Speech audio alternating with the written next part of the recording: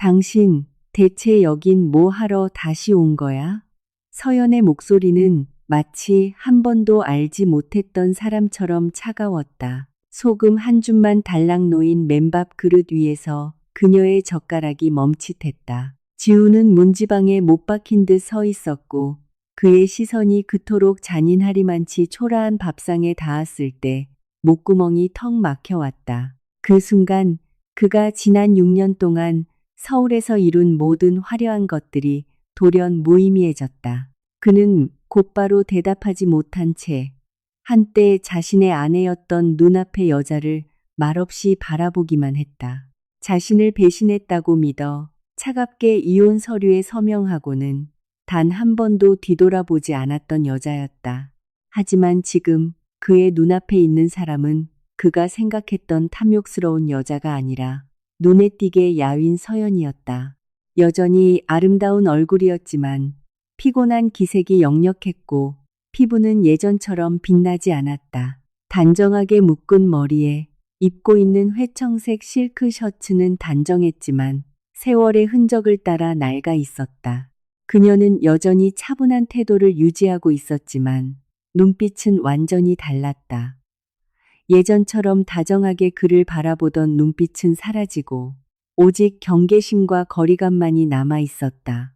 그녀의 곁에는 5살 남짓되어 보이는 어린 여자아이가 크고 맑은 눈망울로 지훈을 깜빡임 없이 바라보고 있었다. 그 아이는 너무나도 낯이 익어 지훈의 심장을 조여오게 만들었다. 아이의 얼굴에 있는 모든 선들, 특히 그 눈빛과 콧날은 지훈 자신의 복사본과도 같았다. 지훈이 미처 정신을 차리기도 전에 아이는 엄마의 소매를 살짝 끌어당기며 맑지만 호기심 가득한 목소리로 물었다. 엄마, 이 아저씨 누구야? 그 천진난만한 질문은 마치 칼날처럼 그의 가슴을 깊이 후벼 팠다. 서연은 즉시 젓가락을 내려놓고 본능적으로 딸을 자신의 쪽으로 가볍게 끌어당겼다.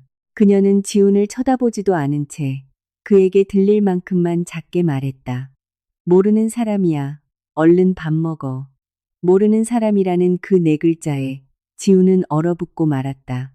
그는 무언가 말하고 싶었지만 눈앞에 펼쳐진 진실 앞에서 모든 변명은 무의미해졌다.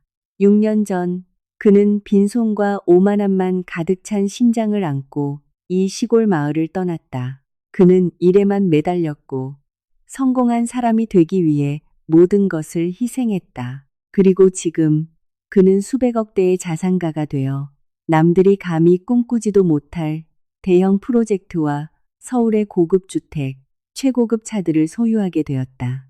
하지만 그 긴 시간 동안 그는 단 한 번도 돌아오지 않았고 이혼 후 서연이 어떻게 살고 있는지 묻지도 않았다. 그는 어머니의 말을 믿었고 그녀가 배신했다고 믿었으며 그녀가 자신이 곁에 둘 가치가 없는 사람이라고 믿었다. 그러다 우연히 옛 지인으로부터 서연이 임신한 상태로 집에서 쫓겨났다는 이야기를 듣고 나서야 지우는 모든 것을 의심하기 시작했다. 그리고 그 의심이 그를 다시 이곳으로 이끌었다. 진실을 찾기 위해 그는 진짜 신분을 숨긴 채 평범한 사람처럼 수수한 옷차림을 하고 돌아왔다. 하지만 그가 마주한 대답이 이토록 잔인할 줄은 꿈에도 몰랐다. 눈앞의 집은 과거에 따뜻했던 그 집이 아니었다. 낡았지만 깨끗하게 정돈되어 있었을 뿐 어수선하지도 않았지만 값나가는 물건은 단 하나도 없었다. 모든 것이 가난할 정도로 최소화되어 있었다. 밥상 위에는 커다란 밥 한 그릇과 작은 소금 종지 하나뿐이었고 고기도 채소도 그 어떤 반찬도 없었다. 지우는 두 모녀가 대체 얼마 동안 이런 삶을 살아왔을지 생각하자 심장이 쥐어짜이는 듯했다. 그는 안으로 한 걸음 더 내디디며 낮게 가라앉은 목소리로 불렀다. 서연아. 하지만 그가 말을 채 끝내기도 전에 그녀가 말을 끊었다. 여전히 그를 쳐다보지 않은 채 그녀가 말했다. 아무 말도 할 필요 없어요. 나도 듣고 싶지 않으니까. 동정하러 온 거라면 그럴 필요 없어요. 우리 모녀가 어떻게 살든 그건 우리 일이니까. 그녀의 말은 차분했지만 칼처럼 날카로웠다. 지우는 온몸이 굳어졌다. 이 거리감은 일시적인 분노가 아니라 수년 동안 쌓여온 상처라는 것을 그는 깨달았다. 그는 깊게 숨을 들이마시며 침착함을 유지하려 애썼다. 동정하러 온 게 아니야. 그저 지난 6년 동안 네가 어떻게 살았는지 알고 싶었어. 그 질문에 서연은 헛웃음을 지었다. 처음으로 그녀가 고개를 들어 그를 똑바로 쳐다보았다. 눈빛은 더 이상 피하지 않았고 두려울 정도로 차가웠다. 정말 알고 싶어요? 그렇다면 지금 당신이 보고 있는 그대로예요. 그녀는 마치 대답이라도 하듯 밥그릇을 앞으로 살짝 밀었다. 지우는 아무 말도 할 수 없었다. 그의 시선은 하얀 맨밥과 그 옆에 작은 소금 종지에 머물렀다. 그 단순한 모습은 그 어떤 원망의 말보다 더 무거운 무게를 지니고 있었다. 여자아이는 여전히 그를 바라보고 있었고 그 눈빛은 호기심과 함께 아이 자신도 이해하지 못하는 낯익음이 섞여 있었다. 지우는 무의식적으로 더 가까이 다가갔고 그의 시선은 아이에게서 떨어지지 않았다. 심장이 비정상적으로 빠르게 뛰기 시작했다. 머릿속에는 감히 믿을 수 없는 생각이 떠올랐지만 보면 볼수록 그 기이한 닮음을 부정할 수 없었다. 그는 미세하게 떨리는 목소리로 물었다. 아이 이름이 뭐야? 서연은 즉시 딸의 손을 꽉 쥐며 경계하는 눈빛으로 돌아섰다. 당신과 상관없는 아이예요. 그 단호한 대답은 다음 질문을 막아버리는 거대한 벽과 같았다. 지우는 눈앞에 두 모녀를 무력하게 바라보며 서 있었고 가슴 속에는 한 번도 느껴보지 못한 후회가 밀려왔다. 만약 자신이 믿었던 모든 것이 틀렸다면, 만약 이 아이가 정말 자신의 딸이라면, 지난 6년 동안 자신은 대체 무슨 짓을 한 것인가? 어떻게 아내와 아이를 이런 상황에 내버려둘 수 있었단 말인가? 지우는 주먹을 꽉 쥐었고 그의 눈빛은 당혹감에서 점차 결연함으로 바뀌었다. 그는 예전처럼 다시 떠날 수 없다는 것을 알았다. 서연이 그를 몇 번이나 밀어내든 그는 남아서 진실을 밝히고 잃어버린 것들을 보상해야만 했다. 하지만 바로 그 순간 서연은 또다시 그를 얼어붙게 만드는 차가운 말을 내뱉었다. 밥 다 먹으면 들어가서 숙제해. 저 아저씨는 곧 떠날 거니까. 곧 떠날 거라는 그 말은 확고한 단언과 같았다. 마치 그녀는 그가 머물 것이라고 전혀 믿지 않으며 그가 머무는 것조차 원치 않는다는 뜻이었다. 좁은 집 한가운데 서 있는 지우는 태어나서 처음으로 지독한 소외감을 느꼈다. 그것은 그가 설 자리가 없어서가 아니라 바로 자기 손으로 눈앞에 두 사람의 삶에서 자신의 자리를 내버렸기 때문이었다. 고기 먹고 싶어, 엄마. 우리 언제 고기 먹어? 하은이의 작지만 정적분인 집안에 뚜렷하게 울려 퍼진 목소리에 젓가락을 쥐고 있던 서연의 손이 허공에서 멈칫했다. 문 밖에 서 있던 지우는 마치 얼어붙은 듯 굳어버렸다. 그는 더 이상 안으로 들어가지 못하고 낡은 나무문 뒤에 조용히 몸을 숨긴 채 틈새로 안을 들여다보았다. 상상조차 하지 못했던 그 순간을 목격하며 그의 심장은 산산조각이 나는 듯했다. 서연은 잠시 고개를 돌렸다가 빠르게 평정을 되찾았다. 그녀는 딸의 그릇에 밥을 조금 더 덜어주며 갈라진 목소리로 다정하게 말했다. 내일 엄마가 식당 알바 더 하고 올게. 우리 하은이 얌전히 있으면 고기 먹을 수 있어. 알겠지? 하은이는 고개를 끄덕였다. 비록 막연한 약속일지라도 아이의 눈은 금세 반짝였다. 아이는 다시 고개를 숙이고 소금을 찍은 맨밥을 한 입씩 먹기 시작했다. 반면 서연은 거의 아무것도 먹지 않았다. 그녀는 마치 아이가 먹는 것만 봐도 배가 부르다는 듯 딸을 바라볼 뿐이었다. 밖에서 그 모든 것을 지켜보던 지훈에게는 그 말 한마디 한마디가 심장을 도려내는 것 같았다. 지난 6년 동안 그는 그녀들이 어떻게 살고 있을지 단 한 번도 생각해 보지 않았다. 그리고 지금 마주한 진실은 그가 상상할 수 있는 그 어떤 것보다 잔인했다. 그는 손톱이 손바닥을 깊숙이 파고들어 쓰라릴 정도로 주먹을 꽉 쥐었지만 가슴 속의 고통에는 비할 바가 못 되었다. 그는 당장 안으로 뛰어들어가 무슨 말이든 하고 싶었고 돈을 건네주며 당장이라도 모든 것을 보상하고 싶었다. 하지만 그의 이성 한 구석이 그를 가로막았다. 그는 서연이 결코 그런 값싼 도움을 받아들이지 않을 것이라는 걸 알았다. 특히 자신을 이런 처지로 몰아넣은 장본인인 그가 주는 도움이라면 더더욱 그랬다. 지우는 깊게 숨을 들이마시고 몇 걸음 뒤로 물러선 뒤 말없이 자리를 떠났다. 하지만 그는 서울로 돌아가지 않았다.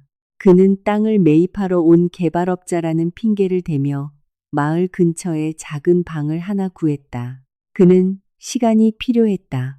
무언가 행동을 취하기 전에 모든 정황을 분명히 알아야만 했다. 다음 날, 지우는 마을의 오일장의 모습을 드러냈다. 서연이 일하고 있는 곳이었다. 그녀는 시장 한 구석에 앉아 몇 단의 채소와 자잘한 물건들을 늘어놓고 있었다. 번듯한 가게도 아니었고 손님이 붐비지도 않았다. 그녀는 그저 조용히 작은 채소들을 팔며 푼돈을 벌고 있을 뿐이었다. 지우는 멀리서 그녀를 관찰했다. 그는 그녀의 이런 모습을 단 한 번도 본 적이 없었다.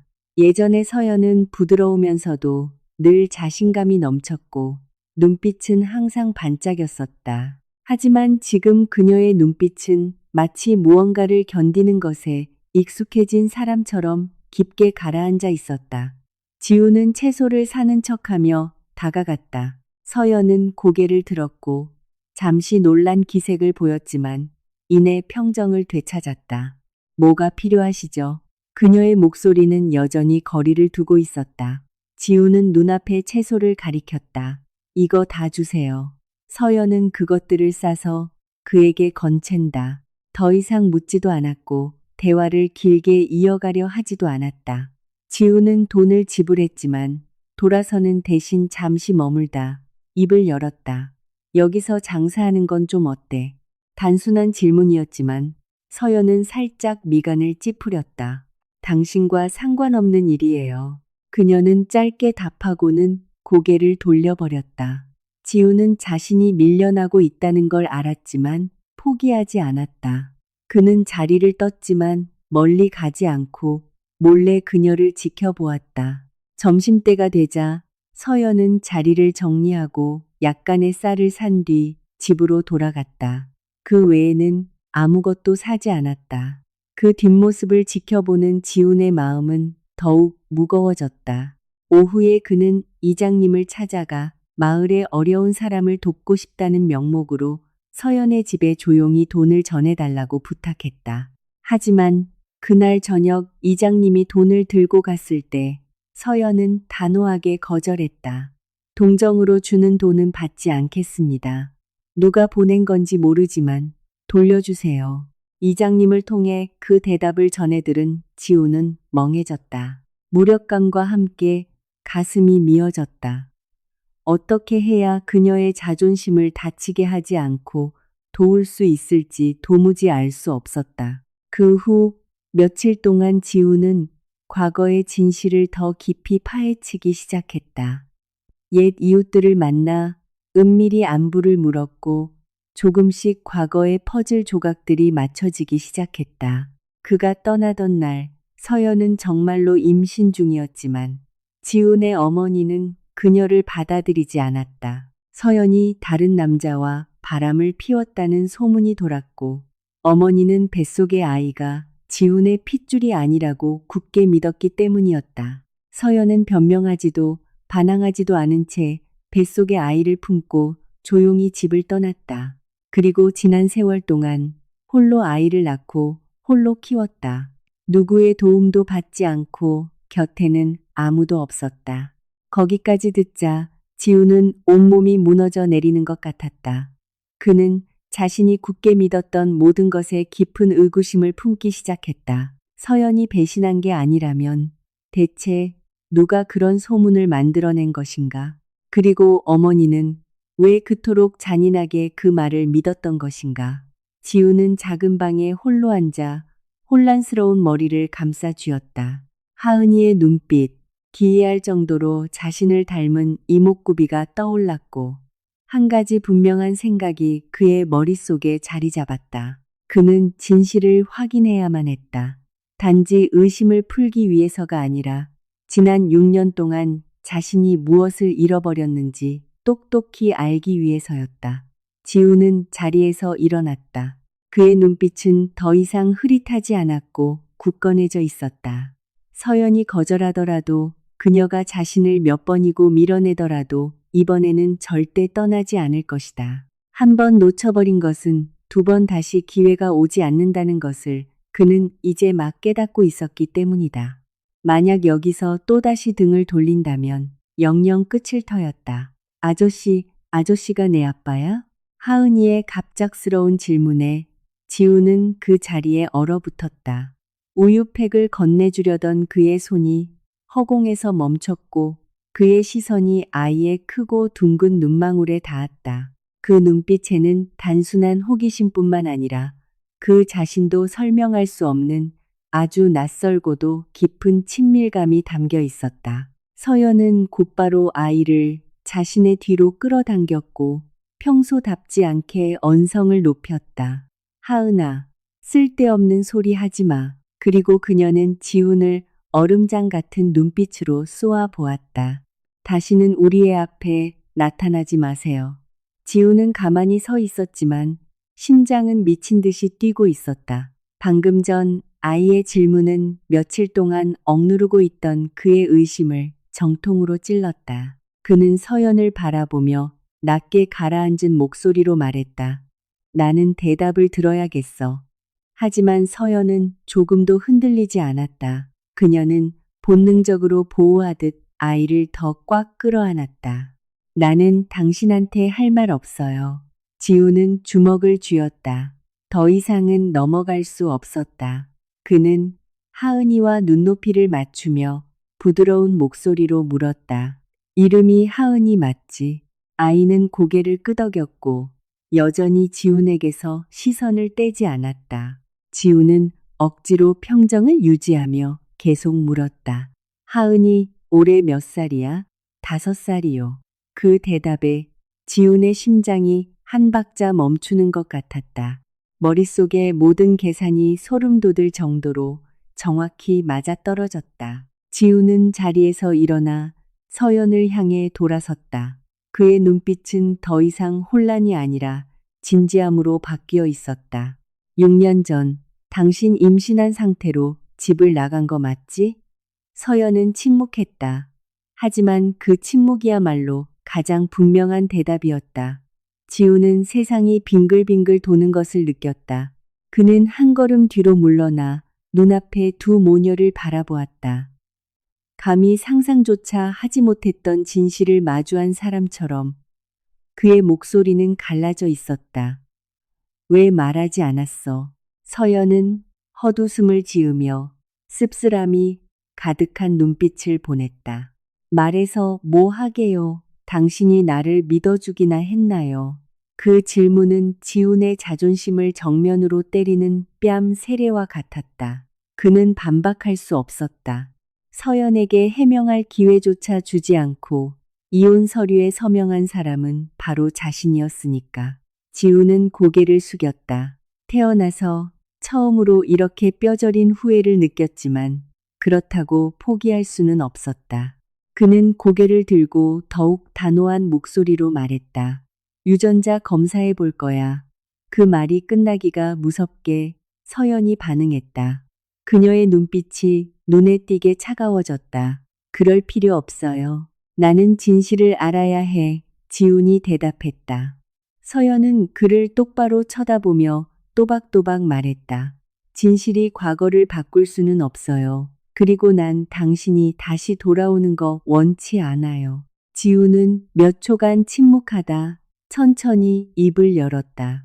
돌아가려는 게 아니라 책임지려는 거야. 그 말에 서연은 아주 잠시 멈칫했지만 1초도 안 되어 다시 감정을 숨기고 고개를 돌렸다. 당신이 여기서 책임질 건 아무것도 없어요.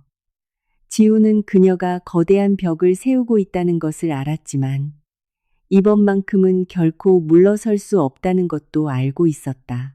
그는 눈빛을 누그러뜨리며 하은이를 바라보았다. 더 이상 귀찮게 하진 않을게. 하지만 다시 올 거야. 그는 우유팩을 탁자 위에 내려놓고 몸을 돌려나갔다. 한 번도 뒤돌아보지 않았다. 서연은 여전히 아이의 어깨를 꽉 쥔 채 그곳에 서 있었다. 지훈의 뒷모습을 잠시 댔던 그녀의 눈빛은 자신이 나약해질까 두려운 듯 재빨리 거두어졌다. 그날 밤, 지훈은 빌린 방에 홀로 앉아 자신이 수집한 정보들이 적힌 종이를 뚫어지게 쳐다보았다. 모든 증거가 단 하나의 가능성을 가리키고 있었고 부정할 수 없었다. 하지만 그에게는 증거가 필요했다.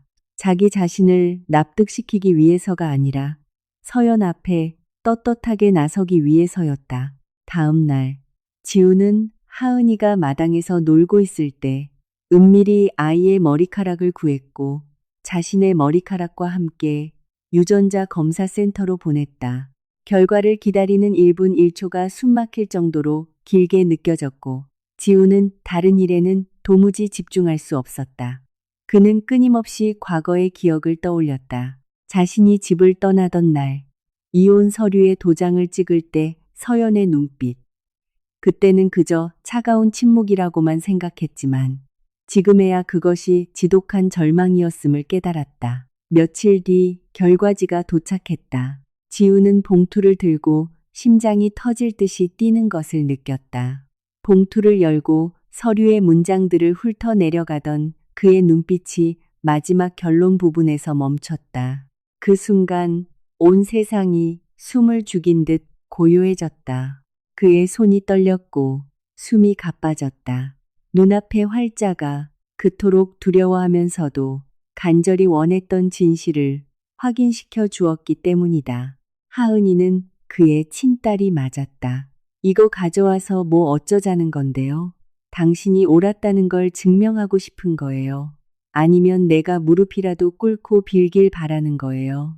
지훈의 손에 들린 유전자 검사 결과지를 바라보는 서연의 목소리는 얼음장처럼 차가웠다. 반면 지훈은 처마 밑에 우두커니 선 채 마치 종이가 날아가 버리기라도 할 듯 꽉 쥐고 있었다.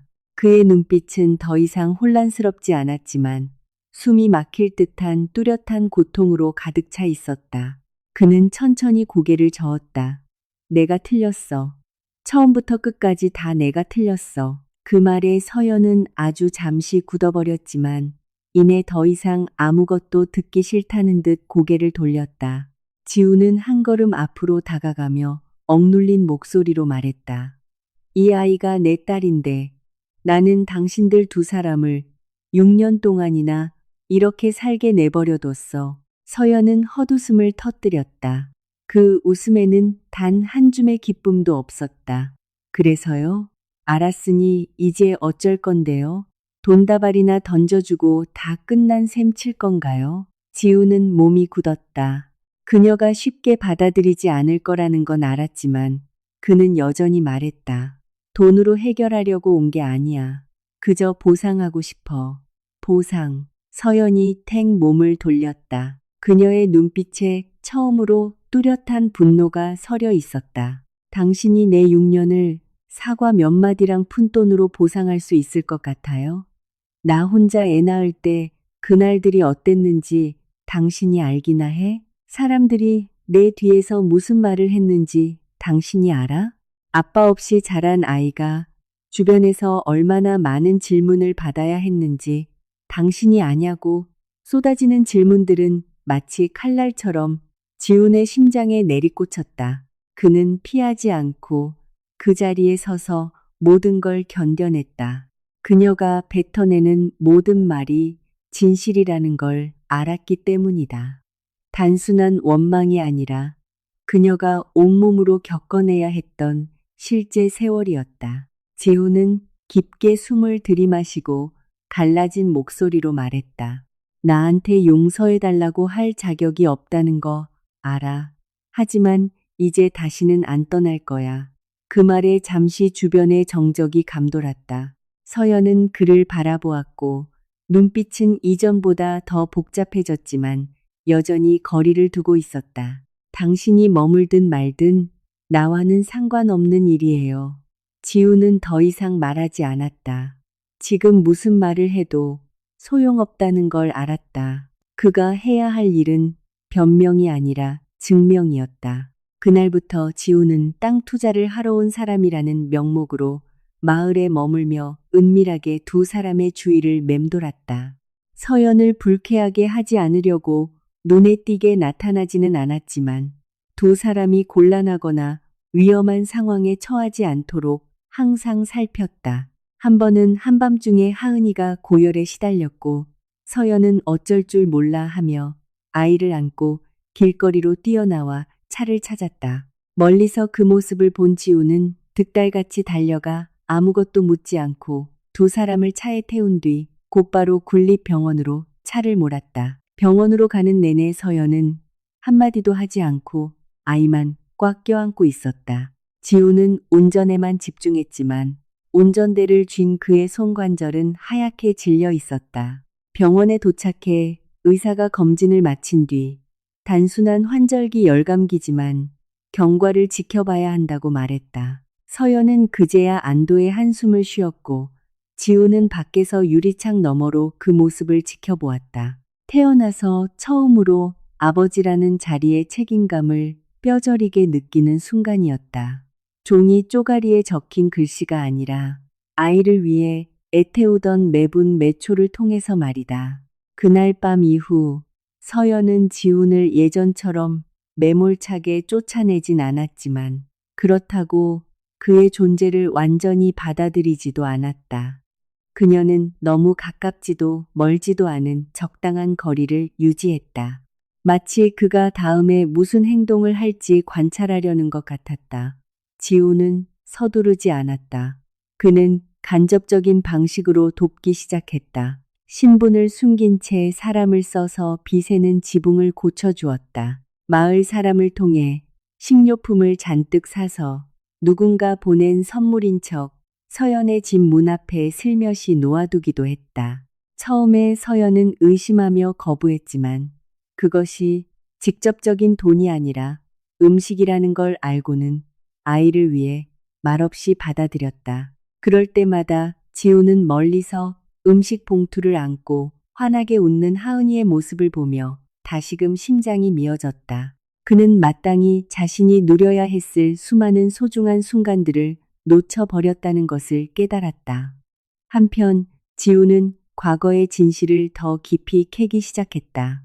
서울로 올라가 예전 일과 관련된 사람들을 찾아 나섰다. 하나하나 밝혀지는 과거의 진실은 그가 믿을 수 없을 정도로 충격적이었다. 서연이 바람을 피웠다는 모든 헛소문의 근원에는 한유라가 있었다. 이혼 전 지훈의 곁을 맴돌던 그 여자였다. 지훈은 그해 유라가 항상 다정하게 굴었고 서연과 다툼이 있을 때마다 기막힌 타이밍에 나타났던 것을 떠올렸다. 서연이 배신했다는 가짜 증거들을 들이밀었던 것도 바로 그녀였다. 그때는 눈에 보이는 것만 너무 확신했기에 의심조차 하지 않았다. 하지만 지금 돌이켜보면 모든 것이 지나치게 짜 맞춰져 있었다. 지우는 주먹을 쥐었고 그의 눈빛은 차갑게 식어갔다. 만약 이 모든 것이 꾸며진 짓이라면 그가 상처를 준 사람은 서연뿐만 아니라 자신의 친딸이기도 했다. 지우는 그날 밤 당장 시골 마을로 돌아가 작은 집 앞에 섰다. 새어나오는 희미한 노란 불빛을 보며 그는 처음으로 두려움을 느꼈다. 모든 것을 잃을까 봐서가 아니라 자신의 잘못을 바로잡을 기회조차 영영 잃어버릴까 두려웠기 때문이다. 그는 지금부터 자신이 해야 할 일이 단순한 보상을 넘어 6년 동안 억울하게 살아온 이 여자의 잃어버린 공정을 되찾아주는 것임을 깨달았다.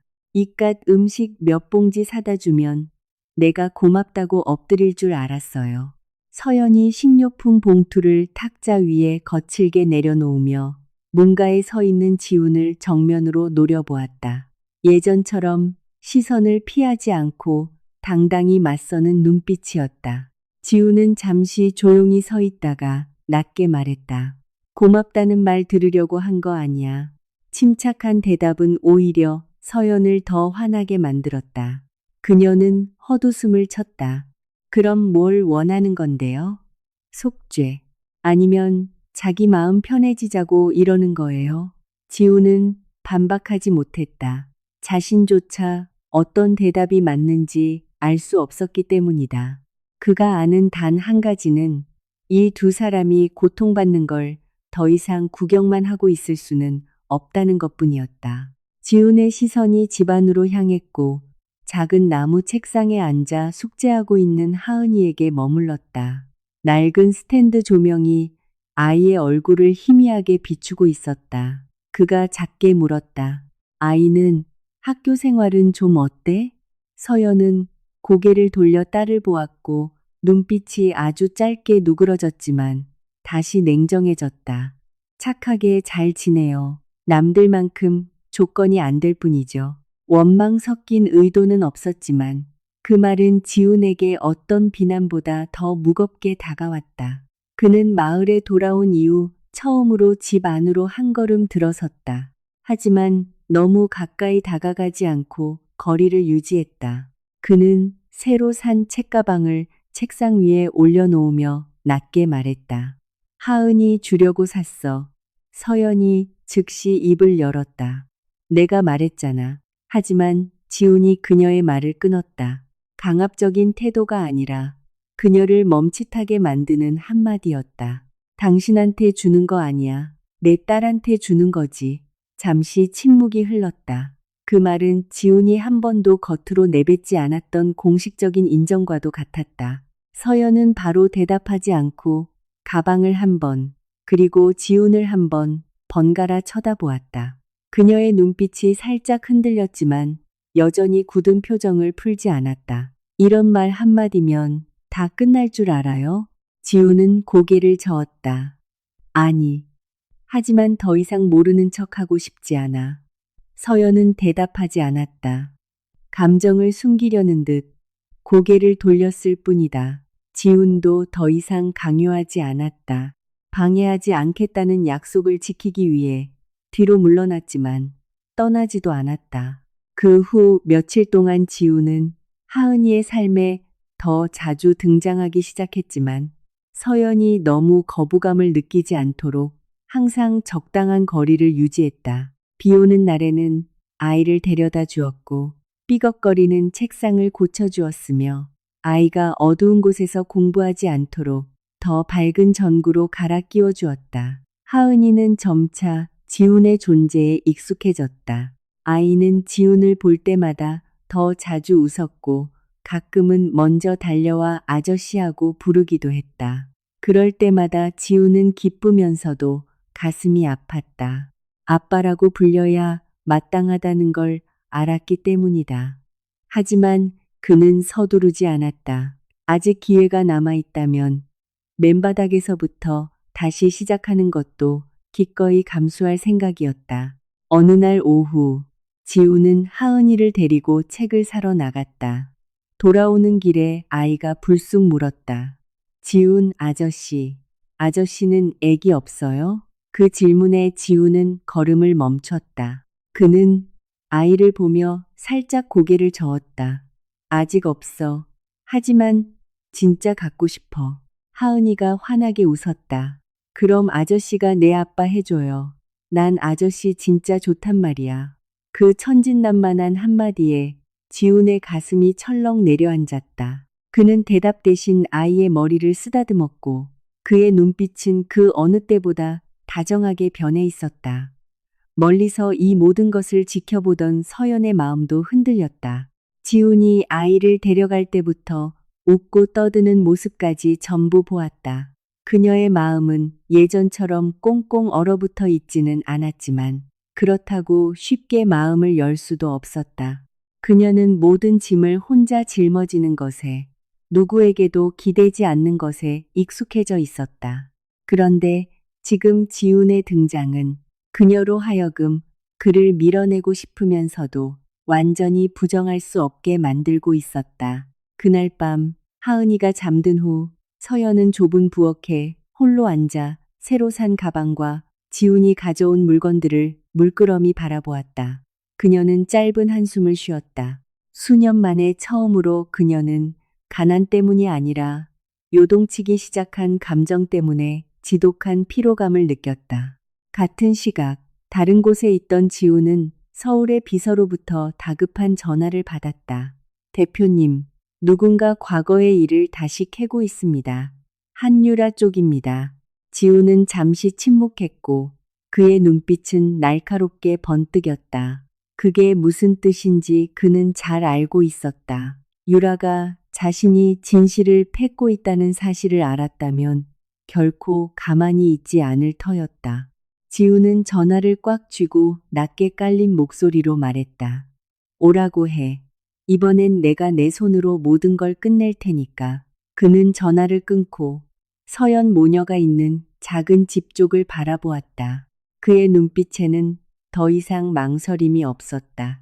그는 앞으로 닥칠 일이 단순히 보상하는 차원이 아니라 자신이 의도치 않게 동조했던 과거의 실수들과 정면으로 맞서야 하는 싸움이라는 것을 알고 있었다. 우리의 앞에 다시는 나타나지 마. 익숙해졌다가 또다시 버림받게 하고 싶지 않아.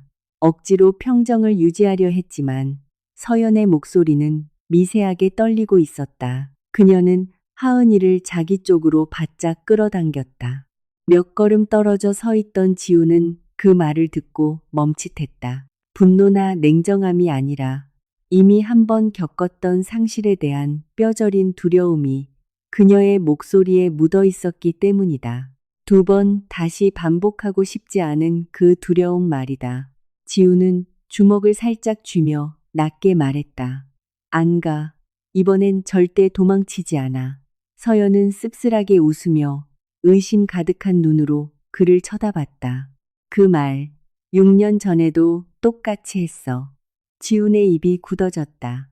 과거는 그들 사이에 언제나 짙은 그림자처럼 드리워져 있었고 그는 반박할 자격조차 없었다. 그때 두 사람을 번갈아 보던 하은이가 걱정스러운 눈으로 말했다. 엄마, 아저씨 잘못한 거 없잖아. 그 작은 한마디에 서연은 말문이 막혔다. 그녀는 고개를 숙여 아이를 보았고 눈빛이 부드러워졌지만 잡은 손은 풀지 않았다. 넌 아직 몰라. 지우는 그녀의 눈에 어린 갈등을 보았다. 그는 다가가는 대신 한 걸음 뒤로 물러나며 한결 부드러운 목소리로 말했다. 거리는 둘게. 하지만 난 여기 있을 거야. 말을 마친 그는 대답을 기다리지 않고 몸을 돌렸다. 서연은 그의 뒷모습을 보며 형용할 수 없는 복잡한 감정에 휩싸였다. 완전히 밉기만 한 것도 아니었지만 그렇다고 쉽게 받아들일 수도 없는 감정이었다. 그날 이후 지우는 정말로 약속을 지켰다. 예전처럼 서연의 눈앞에 직접 나서는 일은 줄였지만 여전히 묵묵히 그들을 도왔다. 하은이가 마을에 더 좋은 유치원반에 들어갈 수 있도록 남몰래 후원했고 비가 오면 진흙탕이 되던 집 앞 흙길도 말끔하게 고쳐놓았다. 모든 것이 너무나 조용히 이루어져서 서연조차 그가 한 일인지 확신할 수 없을 정도였다. 하지만 그녀의 삶이 조금씩 나아지고 있다는 것만은 분명했다. 한편 하은이는 하원할 때마다 지훈을 찾는 것이 습관이 되었다. 아이는 지훈이 서연을 불편하게 하지 않으려 멀찍이 서서 기다리는 마을 어귀로 쪼르르 달려갔다. 지훈을 볼 때마다 아이는 해맑게 웃으며 아저씨 하고 불렀고 지훈은 늘 아이 눈높이에 맞춰 쪼그려 앉아 우유나 작은 그림책을 건네주었다. 껴안지도 너무 가깝게 스킨십을 하지도 않았다. 마치 처음부터 다시 아빠가 되는 법을 배우는 사람 같았다. 그렇게 조금씩 스며들던 어느 날 오후, 갑자기 억수 같은 비가 쏟아졌다. 하은이가 아직 돌아오지 않자 서연은 안절부절 못하며 우산을 들고 밖으로 뛰쳐나갔다. 미끄러운 흙길에 하마터면 넘어질 뻔했지만 마을 어귀에 도착한 그녀는 지훈을 발견했다. 그는 흠뻑 젖은 채 하은이에게 우산을 씌워주고 있었고 아이는 새 가방을 꼭 끌어안은 채 여전히 방긋방긋 웃으며 조잘거리고 있었다. 그 광경을 본 서연은 걸음을 멈췄다. 말이 아닌 행동으로 딸의 비바람을 막아주고 있는 지훈의 모습은 처음으로 그녀의 마음을 강하게 흔들어 놓았다. 서연을 발견한 지훈은 즉시 아이를 그녀 쪽으로 이끌며 담담하게 말했다. 비가 너무 많이 와서 데려왔어. 서연은 아무 말 없이 아이를 넘겨받았다. 하지만 이번에는 그를 쫓아내지 않았다. 그저 조그맣게 한마디를 건넸을 뿐이다. 가서 옷 갈아입어요. 짧은 한마디였지만 지우는 그것이 그녀가 처음으로 자신을 완전히 밀어내지 않았다는 뜻임을 직감했다. 그날 밤 빗속을 뚫고 온 탓에 열이 펄펄 끓었지만 지우는 비좁은 새방에 누워 아무도 부르지 않고 묵묵히 버텼다. 다음 날 아침 그가 아직 몽롱한 상태로 있을 때 방문이 살짝 열렸다. 서연이 그곳에 서 있었다. 손에는 따뜻한 죽 한 그릇이 들려 있었고 여전히 거리를 두는 눈빛이었지만 예전만큼 싸늘하지는 않았다. 그녀는 탁자 위에 죽을 내려놓으며 짧게 말했다. 먹고 약 먹어요.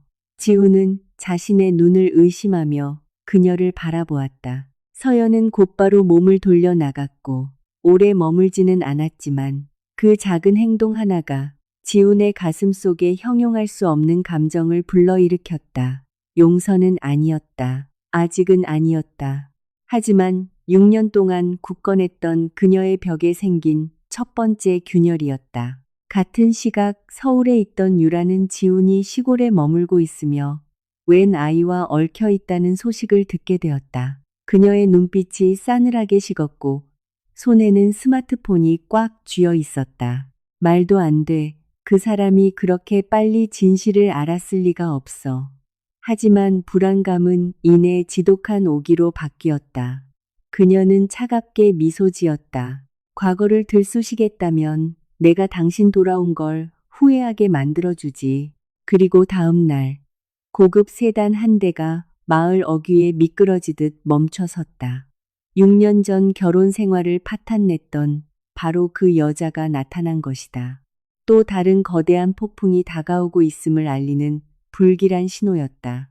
여기 돌아오기만 하면 다 처음부터 다시 시작할 수 있을 줄 알았어?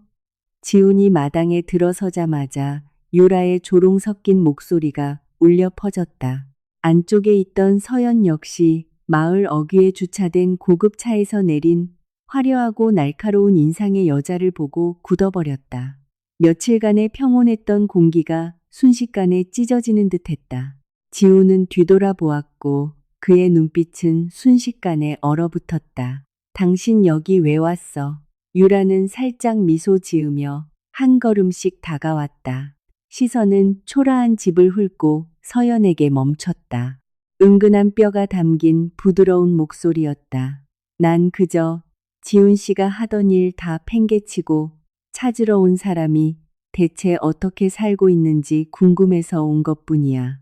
그 말은 서연의 자존심을 찌르는 바늘 같았지만 그녀는 대답하지 않고 그 누구보다 차분한 눈빛으로 꼿꼿이 서 있었다. 지훈이 두 사람 사이를 가로막으며 앞으로 나섰다. 낮게 깔린 목소리로 경고했다. 당신과 내 일은 이미 오래전에 끝났어. 유라는 헛웃음을 터뜨렸다. 끝났다고? 정말 끝났다면 당신이 여기 돌아오지도 6년 전 일을 다시 캐지도 않았겠지. 그 말에 지우는 주먹을 꽉 쥐었고 그의 눈빛은 더욱 서늘해졌다. 뒤에 서 있던 서연은 지훈이 과거를 조사하고 있다는 사실을 처음으로 똑똑히 듣고 마음이 살짝 흔들렸지만 여전히 침묵을 지켰다. 그 반응을 놓치지 않은 유라는 재빨리 태도를 바꿔 가식적으로 부드러운 목소리를 냈다. 서연 언니, 오해하지 마. 난 그저 지훈 씨가 걱정돼서 그래. 어쨌든 언니가 예전에 지훈 씨한테 상처를 준 건 사실이잖아. 그녀의 말이 끝나기도 전에 지훈이 말을 잘랐다. 그만해. 그의 목소리가 단호하게 울렸다. 이전의 침착함은 온데간데 없었다. 서연이 그가 그렇게 격하게 반응하는 것을 본 것은 처음이었다.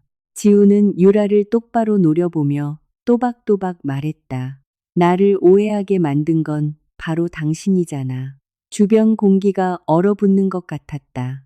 유라는 잠시 멈칫했지만 금세 평정을 되찾고 가볍게 웃었다. 그렇게 말하면 증거라도 있어? 지우는 바로 대답하지 않았다. 하지만 그의 눈빛은 조금도 흔들리지 않았다. 그 침묵이야말로 유라를 불안하게 만들었다. 그녀는 다시 서연을 향해 고개를 돌렸고 목소리는 더욱 날카로워졌다. 언니는 이 사람이 언니를 사랑해서 돌아왔다고 생각해. 아니면 저 아이 때문일까? 그녀의 시선이 문 뒤에 숨어있는 하은이를 향하자 서연은 무의식적으로 아이의 손을 꽉 쥐었다. 지훈이 앞으로 한 걸음 나서며 차갑게 내뱉었다. 당신이 내 아이를 입에 올릴 자격 없어. 유라는 어깨를 으쓱했다. 왜 없겠어? 제가 없었으면 당신이 여길 돌아왔겠어? 그 질문은 뼈아픈 정곡을 찔렀다. 지우는 부정하지 않았다. 그 자신도 그게 사실이라는 것을 알고 있었기 때문이다. 하지만 그는 물러서지 않고 유라를 똑바로 쳐다보았다. 이유가 뭐든 간에 난 다시는 떠나지 않을 거야. 단호한 그 말에 분위기는 극도로 팽팽해졌다. 뒤에서 그 모든 말을 듣고 있던 서연의 마음은 요동치기 시작했다.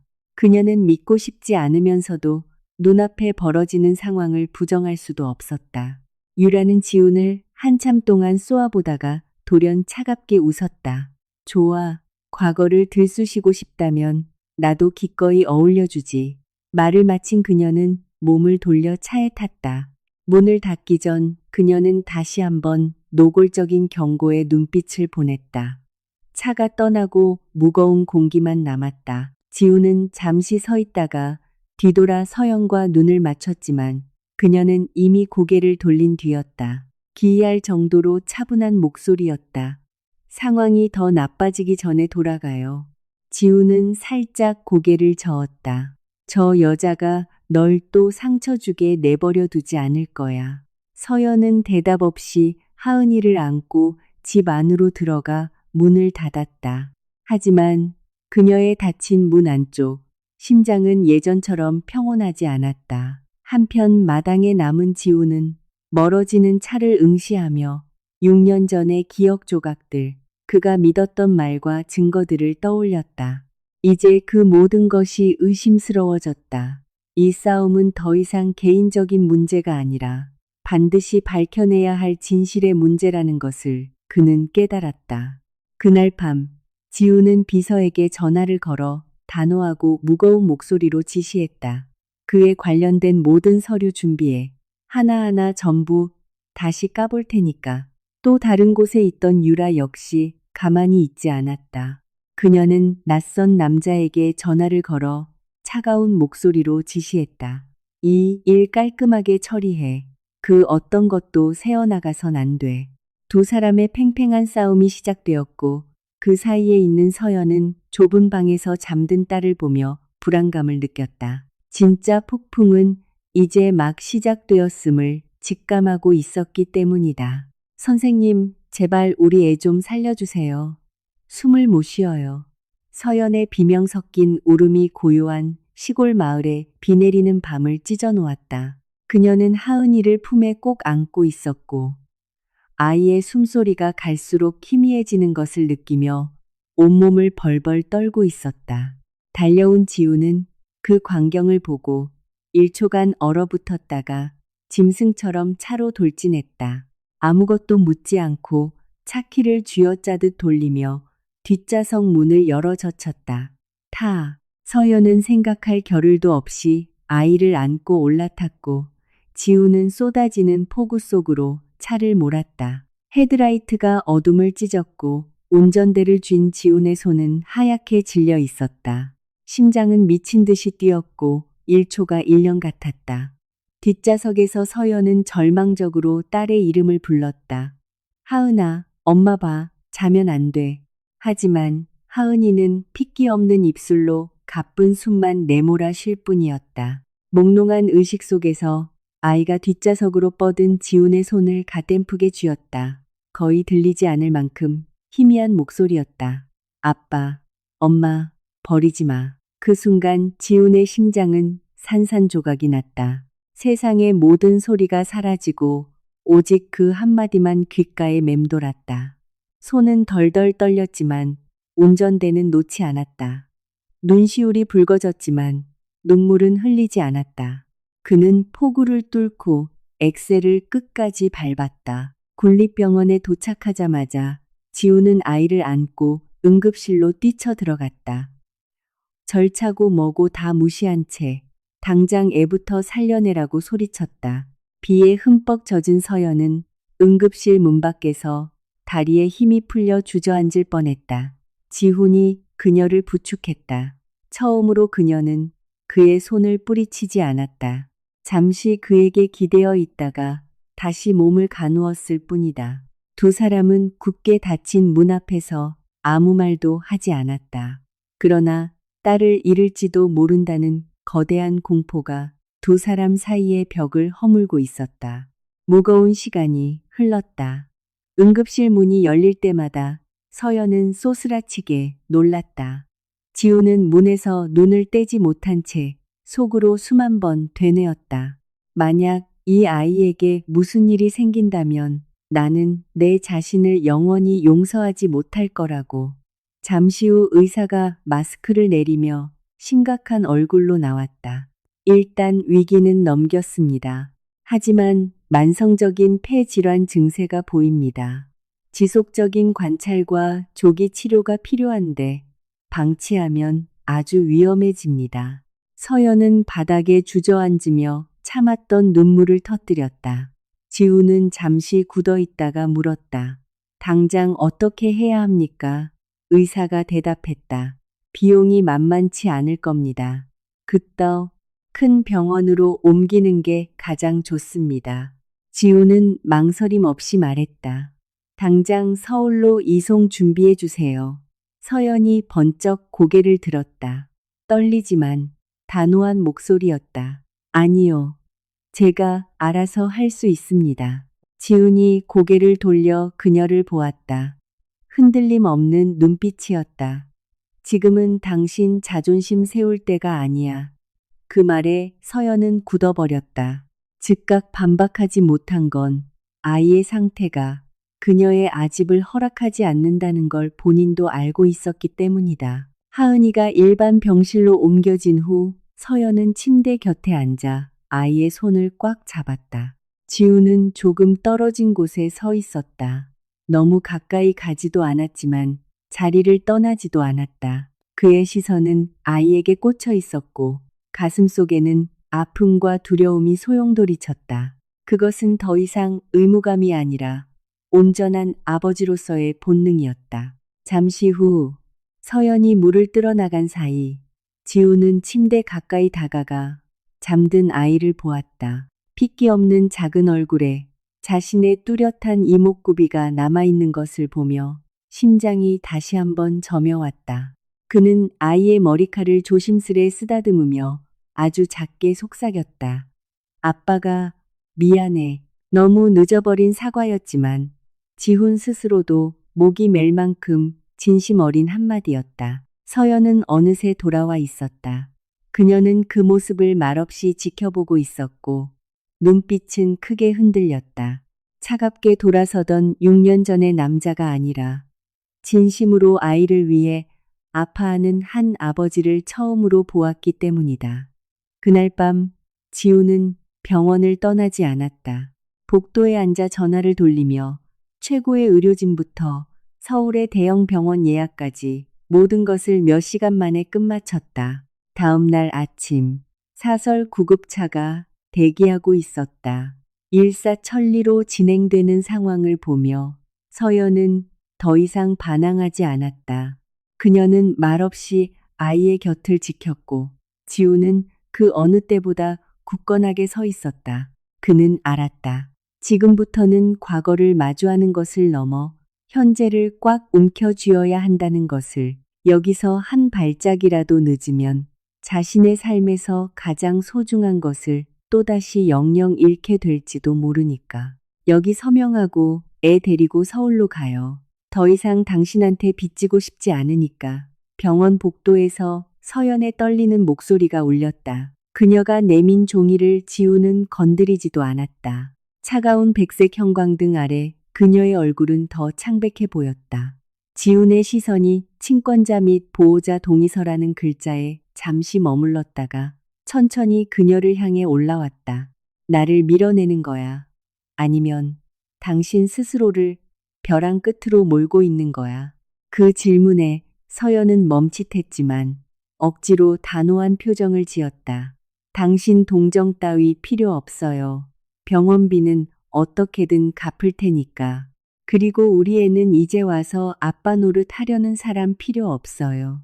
지우는 주먹을 꽉 쥐었다. 처음으로 피하지 않고 한 걸음 다가가며 낮게 깔린 목소리로 말했다. 당장 용서해 달라고 안 해. 하지만 내 아이가 하루라도 더 고통받게 내버려 두지는 않을 거야. 단호한 선언에 공기가 무겁게 내려앉았다. 서연은 분노와 아픔이 섞인 눈으로 그를 쏘아보았다. 그럼 지난 6년 동안 당신은 대체 어디 있었는데? 익숙하고도 잔인한 질문이었다. 지우는 잠시 눈을 감았다. 떴다. 갈라진 목소리가 새어나왔다. 내가 다 틀렸고 지금 그 대가를 매일같이 치르고 있어. 변명 없는 인정에 서연은 즉각 대꾸하지 못했다. 그녀는 눈물을 참으려 고개를 돌렸다. 병실 안에서는 하은이가 잠들어 있었고 심박계를 알리는 기계음만이 일정하게 울리며 지금 가장 중요한 것은 과거가 아니라 현재라는 사실을 두 사람에게 상기시켜 주고 있었다. 몇 시간 뒤 의사가 와서 정밀 검사를 진행해야 하며 빠른 시일 내에 수술이 필요할지도 모른다고 설명했다. 비용은 엄청났고 위험 부담도 컸다. 서연은 넋을 잃었지만 지우는 거의 1초의 망설임도 없이 말했다. 최고의 의료진으로 준비해 주십시오. 서연이 황급히 고개를 돌렸다.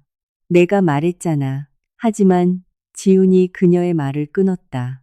이번에는 부드러움이 아니라 아버지로서의 단호함이 배어 있었다. 당신이 나를 미워하는 건 상관없어. 하지만 아이 목숨 걸고 그 미움을 증명하려 들지는 마. 그 말에 서연은 굳어버렸다.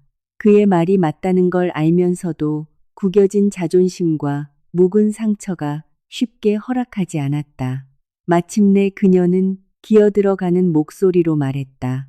아이가 또 상처받는 거 원치 않아. 지우는 눈빛을 누그러뜨리며 대답했다. 그럼 내가 여기 있게 해줘. 이번에는 절대 그런 일 없게 할 테니까. 그 후 며칠 동안 지우는 거의 병원에 살다시피 했다. 모든 서류 작업을 직접 처리했고 가장 실력 있는 의사를 수소문했다.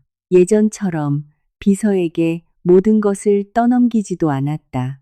침대 곁에 앉아 하은이의 이마를 닦아주고 이불을 덮어주는 지훈을 볼 때마다 서연의 마음은 흔들렸다. 겉으로 티내진 않았지만 그의 존재가 자신의 지독한 외로움을 덜어주고 있다는 사실을 부정할 순 없었다.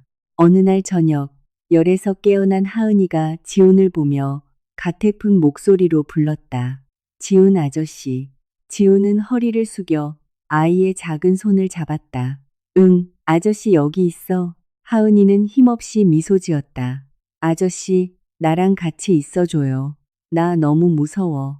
지훈은 고개를 끄덕이며 낮지만 확고하게 말했다. 걱정 마. 아저씨 아무데도 안 가고 여기 있을 거야. 뒤에서 그 모습을 지켜보던 서연은 가슴이 미어졌다. 딸이 이미 지훈을 없어서는 안 될 사람으로 여기기 시작했다는 걸 알았기 때문이다. 그리고 그것이 서연을 두렵게 하면서도 동시에 작은 희망을 품게 만들었다. 그러나 평온이 찾아오기도 전에 한유라가 병원의 모습을 드러냈다. 서늘한 눈빛에 그녀 손에는 서류 뭉치가 들려 있었다. 지훈 씨, 이 모녀한테 모든 걸 희생하기 전에 이거부터 보는 게 좋을 거야. 지훈이 몸을 돌렸고 그의 눈빛은 순식간에 차가워졌다. 유라를 발견한 서연은 무의식적으로 주먹을 꽉 쥐었고 불길함이 엄습했다. 유라가 서류를 내밀며 느릿하게 말했다. 진실을 알고 나면 과연 이 애를 계속 맡고 싶을까? 주변의 공기가 얼어붙는 듯 했다. 지우는 곧바로 서류를 받지 않았고 그의 시선은 흔들림이 없었다. 내가 믿는 유일한 진실은 유전자 검사 결과뿐이야. 유라는 가볍게 코웃음을 쳤다. 그럼 나중에 후회하지 않길 바라. 그녀는 의자 위에 서류를 툭 던져두고 돌아섰다. 또 다른 의심의 씨앗을 남긴 채 서연이 걱정스러운 눈으로 지훈을 보며 말했다. 저 여자 말 믿지 마요. 지훈은 대답 없이 한참 동안 서류를 응시하다가 한쪽으로 밀어버렸다. 낮고 묵직한 목소리였다. 사람을 잘못 믿어서 이미 한 번 뼈저리게 실수했어. 두 번 다시 같은 실수는 안 해. 그 말에 서연은 멈칫했다. 그녀의 마음속에 처음으로 아주 작은 믿음의 씨앗이 싹트는 순간이었다. 반면 지우는 확고한 눈빛으로 서 있었다. 앞으로 얼마나 거센 폭풍이 불어닥치더라도 그가 두 번 다시 놓쳐서는 안 될 것은 바로 내 딸과 눈앞에 있는 이 여자라는 것을 확신하고 있었으니까. 내 딸 못 데려가십니다. 지훈의 단호한 목소리가 병실 문 앞을 굳게 가로막았다. 맞은편에 선 지훈의 어머니는 분노와 냉기가 서린 얼굴을 하고 있었다. 그 뒤에는 겁에 질린 하은이를 꽉 껴안은 서연이 서 있었다. 병실 안의 공기는 숨이 막힐 듯 팽팽했다. 이 여사는 아들을 노려보며 차갑게 내뱉었다. 내 친손녀다. 내가 데려가는 게 당연해. 넌 저 애가 평생 저런 찢어지게 가난한 환경에서 살게 내버려둘 작정이냐. 그 말은 서연의 자존심을 난도질하는 비수 같았다. 서연은 아이의 손을 꽉 쥐었지만 입을 열지는 않았다. 그때 지훈이 한 걸음 나서며 두 모녀 앞을 완전히 가로막았다. 그의 눈빛은 그 어느 때보다 단호했다. 어머니만 아니었어도 이 사람들이 그렇게 살 일은 없었습니다. 그 한마디에 병실 전체가 1초간 정막에 휩싸였다. 어머니는 자신의 귀를 의심하며 굳어버렸다. 너 지금 뭐라고 했니? 지우는 어머니를 똑바로 쳐다보며 또박또박 말했다. 임신한 사람을 내쫓은 건 바로 어머니잖아요. 말도 안 되는 헛소문을 믿은 것도 어머니고 당신 아들이 자기 딸의 6년을 잃어버리게 만든 것도 바로 어머니라고요. 결정적인 선고와도 같은 그 말에 뒤에 있던 서연조차 놀라 굳어버렸다. 지훈이 모든 사실을 이렇게 대놓고 터뜨릴 줄은 몰랐기 때문이다. 어머니의 얼굴이 일그러졌다. 분노에서 당혹감으로 그리고 애써 위엄을 되찾으려는 표정으로 바뀌었다. 내가 다 널 위해서 그런 거야. 우리 집안 체면을 위해서. 지우는 헛웃음을 쳤지만 눈빛에는 지독한 실망감만이 가득했다. 남을 짓밟고 세우는 게 무슨 체면입니까? 분위기는 극도로 험악해졌다. 하은이는 울먹이며 엄마 품으로 파고들었다. 아이의 두려움을 눈치챈 지훈이 고개를 돌려 다정하게 말했다.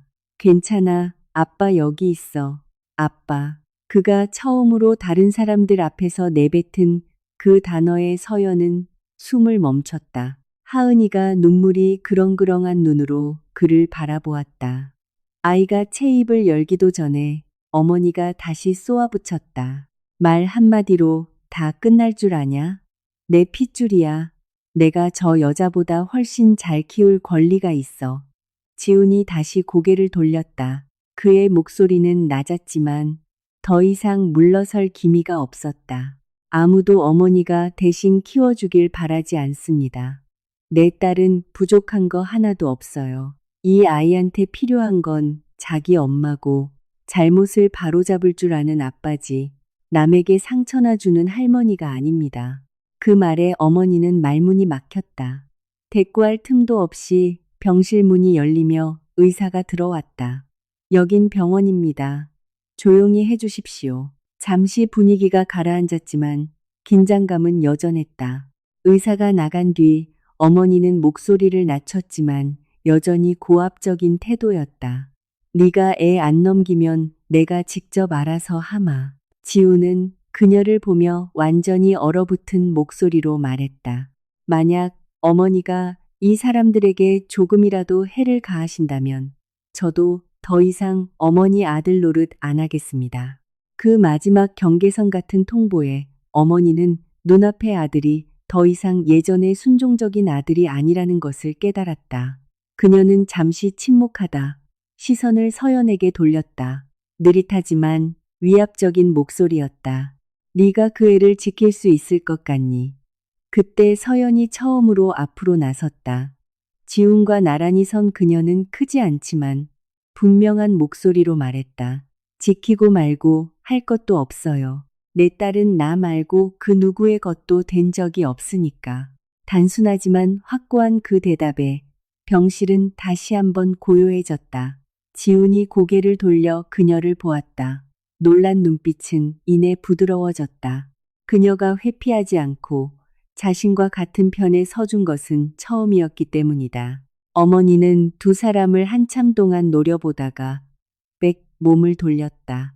나가기 전 그녀는 한마디를 남겼다. 너희들 반드시 후회할 거다. 문이 닫히고 병실은 다시 조용해졌지만 더 이상 예전처럼 무겁지는 않았다. 지우는 길게 숨을 내쉬고 서연을 돌아보았다. 하지만 그녀는 이미 몸을 숙여 하은이를 달래고 있었다. 아무 말도 덧붙이지 않았지만 이번에는 그녀도 지훈의 시선을 피하지 않고 곁에 있는 그의 존재를 조용히 받아들이고 있었다. 두 모녀를 바라보며 지훈의 마음속 망설임은 완전히 사라졌다. 앞으로의 길이 결코 순탄치 않으리란 걸 알았지만 이번에야말로 오른쪽을 선택했고 다시는 뒤돌아보지 않으리라 다짐했다. 날 용서해달라는 게 아니야. 그냥 아이 곁에 아빠로 머물 기회만 줄래. 허락해줬으면 좋겠어. 작고 소박한 집문 앞에서 따뜻한 온기가 남아있는 음식 봉투를 든 지훈의 목소리는 한없이 낮고 진중했다.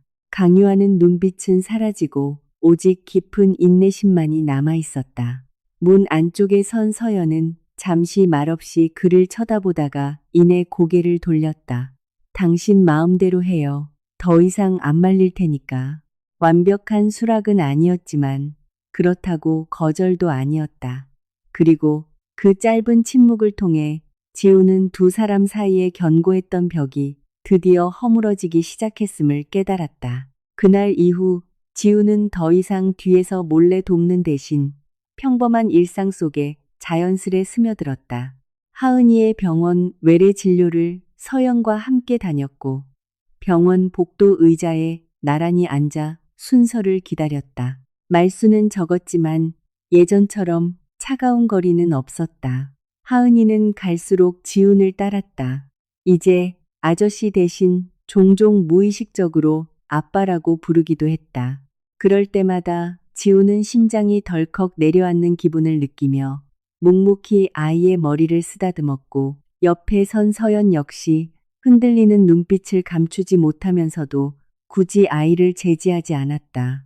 병원에서 돌아온 어느 날 오후 지우는 평소처럼 돌아가지 않고 남았다. 그는 작은 부엌에서 어설프지만 직접 요리를 하기 시작했다. 서연은 문 밖에서 그 광경을 지켜보며 놀라움을 감추지 못했다. 한 번도 요리하는 모습을 본 적이 없었기 때문이다. 그날 밥상 위에는 몇 년 만에 처음으로 소금 맨밥이 아닌 고깃국과 불고기, 다양한 밑반찬들이 올라왔다. 가운데 앉은 하은이의 눈이 휘둥그레졌다. 엄마, 오늘 진짜 고기 반찬이야. 그 순진무구한 외침에 식탁엔 1초간 정적이 흘렀다. 서연은 고개를 숙인 채 아이의 밥그릇에 반찬을 덜어주었지만 그녀의 눈시울은 이미 붉어져 있었다. 맞은편에 앉은 지우는 아무 말 없이 두 모녀를 지켜보기만 했다. 가슴 속에서 먹먹한 아픔과 동시에 따스함이 차올랐다. 평범하기 그지없는 이 따뜻한 저녁 식사가 사실은 그가 아주 오래전에 지켜주었어야 할 당연한 일상이었음을 뼈저리게 알기 때문이었다. 식사를 마친 뒤 하은이는 꾸벅꾸벅 졸다 잠이 들었다. 서연이 조심스레 아이를 안아 침대에 눕혔다. 지우는 마당으로 나와 밤하늘을 올려다보았다. 선선한 밤바람이 스쳤다. 며칠 만에 처음으로 그는 아주 작은 평온을 느꼈다. 서연이 밖으로 나와 그와 적당한 거리를 두고 섰다. 한참의 침묵 끝에 그녀가 조그맣게 입을 열었다. 이렇게까지 애쓸 필요 없어요. 지훈이 돌아보았다. 덤덤한 눈빛이었다. 당신 감동시키려고 이러는 거 아니야. 원래 처음부터 내가 했어야 했던 일이니까 하는 거지. 그 대답에 서연은 말문이 막혔다. 그녀는 그를 쳐다보았다. 눈빛은 예전의 차가움 대신 지독한 피로감과 안도감이 뒤섞여 있었다. 그녀가 한숨을 쉬었다. 내가 당신을 다시 믿을 수 있을지 나도 모르겠어요. 지우는 다가가지 않고 제자리에 선 채 말했다. 당장 믿어달라고 안 해. 내 남은 시간으로 증명할 테니까. 꾸밈없는 진심이 담긴 그 말에 서연은 더 이상 부정할 수 없었다. 그날 밤 지우는 떠나지 않고 마루에 걸터 앉았다. 새로운 습관처럼 그녀의 영역을 침범하지 않으면서도 결코 자리를 뜨지 않는 것이다. 방 안에서 서연은 잠든 딸의 곁에 누워 천장을 바라보았다. 마음은 더 이상 무겁지 않았다. 과거의 기억과 상처가 완전히 사라진 것은 아니었다. 하지만 빗속에 서 있던 지훈, 병실을 지키던 지훈, 그리고 묵묵히 요리를 하던 지훈의 모습이 머릿속을 채우며 더 이상 마음을 꽁꽁 닫아둘 수 없게 만들었다. 밖에서 마루에 앉아있는 지훈 역시 먼 곳을 응시하고 있었다. 앞으로 갈 길이 멀다는 건 알았지만 최소한 6년 만에 처음으로 그들의 삶 바깥을 떠도는 이방인이 아니라 한때 자신이 잃어버렸던 그 집의 처마 끝에라도 다시 머물 수 있게 된 것이다. 나한테 다시 돌아오지 않아도 돼. 그냥 우리 아이한테 진짜 아빠 노릇 할 수 있게 기회만 줘. 그거면 충분해. 수리되어 더 이상 비가 새지 않는 작고 소박한 집 안으로 아침 햇살이 스며들던 날, 지훈이 묵직한 목소리로 서연에게 말했다. 서연은 한참 동안 그를 응시했다. 처음 보았던 차가운 눈빛 대신 여러 생각이 교차하는 차분한 눈빛이었다. 그녀 뒤에 앉아 장난감을 만지던 하은이는 맑은 눈으로 두 사람을 번갈아 쳐다보고 있었다. 지우는 다가가지 않았다. 지난 며칠 동안 그랬듯 제자리에서 강요도 채근도 하지 않은 채 그녀의 대답이 거절이든 허락이든 묵묵히 기다릴 뿐이었다. 서연이 작게 한숨을 내쉬고는 천천히 입을 열었다. 당신 그거 알아요? 난 고생하는 건 안 무서워요. 우리 애가 또다시 소중한 걸 잃어버리는 게 무서울 뿐이지. 원망이 아닌 엄마로서 느끼는 진정한 두려움이었다. 지훈이 고개를 끄덕였다. 그의 눈빛은 흔들림이 없었다. 알아. 그래서 무슨 일이 있어도 이번엔 절대 떠나지 않을 거야. 단호한 확신에 서연은 침묵했다. 더 반박하지도 말을 덧붙이지도 않고 딸을 바라보는 그녀의 눈빛이 눈에 띄게 부드러워졌다. 바로 그때 문 밖에서 차 한 대가 멈춰섰다. 지훈의 비서가 차에서 내려 서류 뭉치를 들고 두 사람에게 다가왔다. 다 끝났습니다. 대표님. 비서의 말에 지훈은 서류를 받아들고 서연에게 돌아섰다. 보여줄 게 있어. 서류 봉투 안에는 한유라가 과거 불륜 스캔들을 조작했다는 모든 증거가 들어 있었다. 가짜 메시지 기록부터 관련자의 진술, 그리고 매수에 쓰인 계좌 이체 내역까지 단 하나의 반박도 불가능할 만큼 완벽하게 정리되어 있었다. 종이를 한 장 한 장 넘기는 서연의 손이 파르르 떨렸다. 놀라움 때문이 아니었다. 6년 동안 숨죽여 견뎌야 했던 지독한 억울함이 마침내 풀리는 순간이었기 때문이다.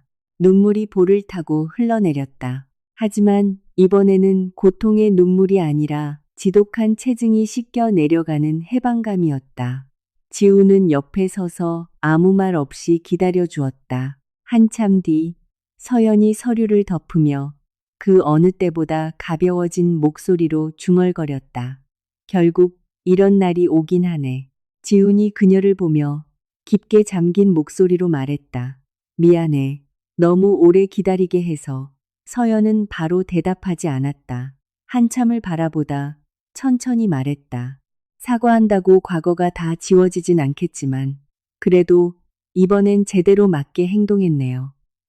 완전한 용서를 뜻하는 건 아니었지만 분명 마음의 문이 열리는 소리였다. 지우는 그저 말없이 고개를 끄덕였다. 더 이상의 것은 요구하지 않았다. 그때 하은이가 다가와 지훈의 다리에 매달리며 활짝 웃었다. 아빠, 오늘 우리 뭐 먹어? 이번엔 망설임 하나 없는 자연스러운 아빠라는 호칭이었다. 지훈이 허리를 굽혀 아이를 번쩍 안아들었다. 그의 눈빛이 한없이 따뜻해졌다. 그 모습을 지켜보던 서연의 입가에도 아주 옅은 미소가 번졌다. 그날 오후 세 사람은 작은 집의 식탁에 둘러앉았다. 소금 맨밥뿐이던 가난한 식탁은 온데간데 없고 푸짐한 음식이 차려져 있었다. 하지만 가장 크게 변한 것은 반찬이 아니라 그곳의 공기였다. 무거운 침묵도 낯선 거리감도 없었다. 지훈은 억지로 무언가를 증명하려 애쓰지 않았다. 그저 자연스레 아이에게 반찬을 올려주고 가끔 서연을 바라보며 지금 이 순간이 꿈이 아님을 확인할 뿐이었다. 밥을 다 먹은 뒤 마당에 선 지우는 집을 돌아보며 낮게 말했다. 당장 예전으로 돌아가자고 안 해. 하지만 네가 허락해 준다면 매일 여기 있을게. 서연이 밖으로 나와 그 옆에 섰다. 둘 사이의 거리는 예전만큼 멀지 않았다.